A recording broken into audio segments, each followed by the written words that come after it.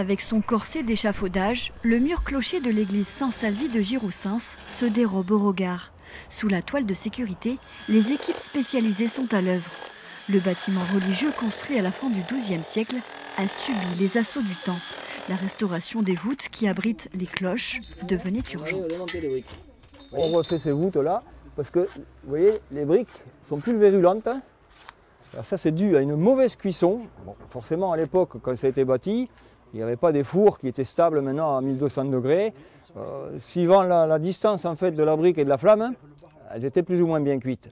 Et bon, pour faire un édifice comme ça, il y avait une petite briqueterie, il fallait une cadence élevée. Et donc, les briques, en général, étaient sous-cuites. Et ça, justement, c'est une brique qui est sous-cuite. Elle a dû être cuite à 700-800 degrés. Vous voyez, la couleur est orange. Ça, c'est des briques qui sont très fragiles à l'humidité.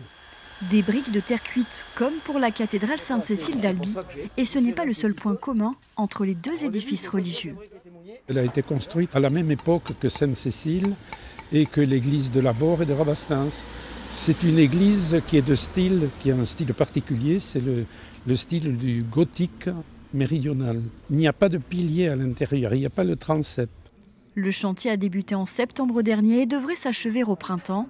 Guy Vialard suit de près les travaux. Il connaît particulièrement bien les cloches de l'église. 13 jours avant Noël, je sonne les cloches régulièrement. Ici, sur ce clavier qui est là, il y a tout un système de renvoi. Et je suis là, comme ça, je tape et mes notes avec une abaque qui est là et pam, pam, pam, pam. Mais depuis 2018, les cloches ne pouvaient plus tinter car l'édifice était fragilisé.